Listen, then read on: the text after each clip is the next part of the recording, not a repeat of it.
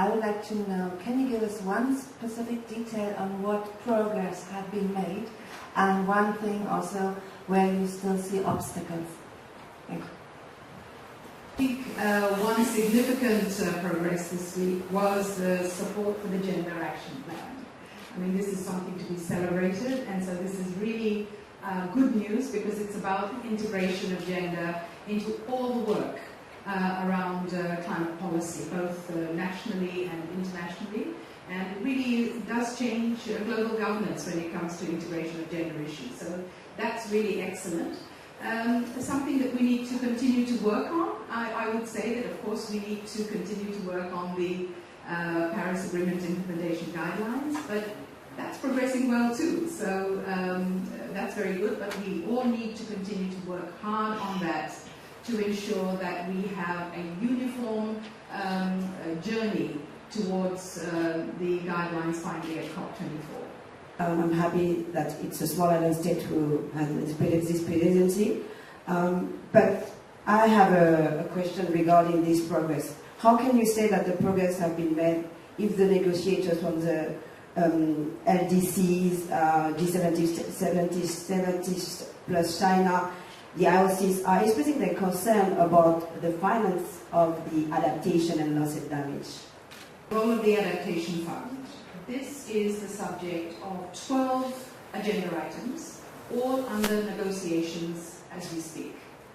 So it's very important that the negotiations create a space for the negotiators of the entire world. So I don't think that the presidency should in any way preempt the nature of the negotiations. I think it's very important that they proceed constructively and well. I do want to say that we, the presidency, has a special interest in seeing that there is progress on the way the Adaptation Fund serves the Paris Agreement. That's a very important conversation, and we are having that with a number of parties across the development divide. The other very, very important conversation in relation to finance is, of course, the 100 billion. And that is also the subject of negotiations. So without in any way interfering with the pace of negotiations, I'm able to say that they are scheduled, that there is good attendance, and we really look forward to constructive discussions around them, knowing the sensitivities. COP provides a space for that discussion, and it's very important that every negotiator take advantage of this space to really push the positions that they hold in the most constructive way. So this is a good conversation to have, and we're very glad that COP23 is providing a space for it. Sorry, I want to say that at the same time we are all encouraged by the commitment expressed by the international communities, especially the developed countries, to provide funds to the Adaptation Fund. As you know, the government of Germany gave or provided 50 million euros on the first day. It was announced today by Mrs. Henry. Thank you.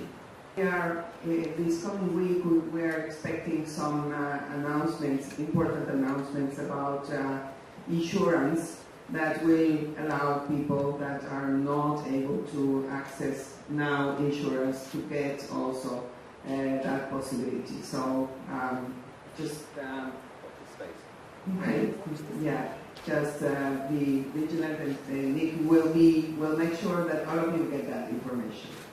My name is Olivia, and I'm from the Fiji Times in Fiji, obviously now. You mentioned that there were several areas of consensus that was inspiring to you. Can you name three? I named one, which was the Gender Action Plan, and I think this is very, very positive, and the level of support for the issues of gender has really been very, very heartening. Also, a level of consensus on a number of other issues, where it's very, very encouraging to see that everyone can agree on the base position. For instance, the relevance of the adaptation funds, the importance of it, the fact that it is going to serve the Paris Agreement. So, which leaves us really with the remaining question of how, which is a process question, and it is a question which will be finalized certainly before the end of next year. And so, obviously, as all developing countries are watching that space very closely, but the level of consensus is as we see from what the Honourable Prime Minister just said, the level of confidence in the Adaptation Fund is very, very encouraging. And that is another important conversation. Another is the Indigenous Peoples and Local Communities platform. So the conversation around that, which has reached a level of consensus, is the relevance of that conversation. So the conversation now in the negotiations is how is that going to unfold? What does it actually mean? In what context is that conversation going to take place? But nobody argues that the conversation is relevant. And that is very important. So these voices of communities that are marginal in many areas of the world, these voices are going to be heard. And so the only remaining conversation is in what context and in what capacity. Another very important area of consensus. So that's clear. Tomorrow, the US will be holding an event in the Bond Zone with energy industry executives, Peabody Coal will be there. I wanted to ask you whether you think that coal has a part to play in the solutions to climate change, and does it have a role in or a place in a conference that is about the solutions to climate change? I really don't want to get into an argument with the United States of America.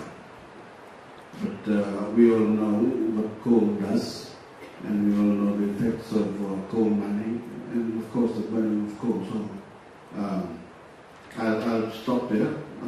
There's really no need to talk anymore about coal, because we all know what coal does with regards to climate change. Thank you.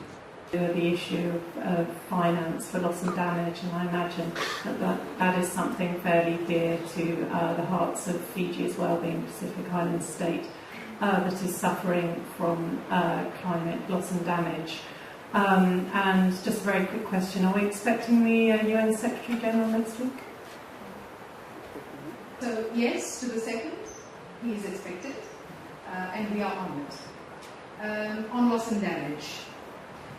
The Warsaw International Mechanism was a mechanism which was negotiated after much effort. And it's really important that it works well and effectively for all parties. So this is the first thing. And the Presidency would really like to see the effective implementation of the Warsaw International Mechanism.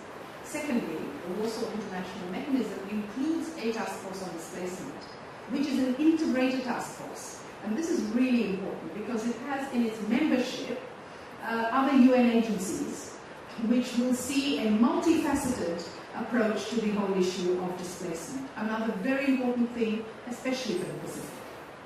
Thirdly, there are negotiations on at the moment around the issue of whether loss and damage should be a permanent agenda item in the SPs.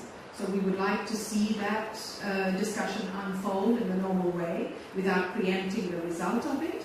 But the discussion is rich. It is, in the course of those discussions, there are alternatives, which are compromises, which are being suggested. And the Presidency is closely following those discussions because we are very interested, obviously, in loss and damage. You're absolutely right. It's a Pacific Island country, of course. We're interested in the whole discussion around loss and damage. But right at the top of the list is we really want to make sure that the Warsaw International Mechanism works effectively for all parties. It is still in force and has a rolling work program. So this is something that is on a daily basis, I think, relevant for us all. Respects to the Paris Agreement. One was the no more than 2 degrees, and if possible as close to 1.5 as we can get. And the other was to accept the NDCs. But we know that there's a gap between the NDCs and this 1.5 to 2 degree commitment. Is any progress being made on the review of the NDCs? The whole purpose of the facilitative dialogue, as it was mandated, was to inform the next round of NDCs. And so this is the most important process for the world. And this is why we have introduced to the global community the methodology of Talanoa. Because we think that in this conversation, about where we're all heading, this journey that we've taken, the journey is as important as the destination. And so therefore, how we have this discussion, how we decide we're going to progress as a global community is crucial to the question of whether we're going to reach the 1.5 goal. So in order to achieve higher ambition, in order to ensure that we all together enhance this ambition in this journey, as well as in this destination, we really need to have a very constructive conversation. There's really no point in sitting in a room and saying, well, you could have done better, because actually we know at the end of the world, everybody could have done better. So, in terms of enhancing ambition, we see the Talanoa Dialogue not only as a most important mechanism to reach a position where we all can agree that we need to do better, and how, but also to really emphasize the goals that we've all adopted in this journey we've taken together. So the journey and the destination is what the Talanoa Dialogue is about. They're already ready to move to a higher level, and actually putting in trains and processes to do it. It's quite mature. A couple of countries that have already revised their NDCs in order to make them more ambitious. So I think we can see very positive developments. There's been some issues around pre-2020 and where that fits into the agenda, and if it fits into the agenda. That discussion is happening about pre-2020 goals. It's happening throughout the weeks of the talks. So, does it have a specific place, or is that necessary? Or is it a more substantive matter and it needs its own, or is it a procedural matter? Is this a procedural discussion? And what type of compromise do you expect to land in? The consultation with regard to 2020 is being done by Morocco right now, and we want to leave it at that.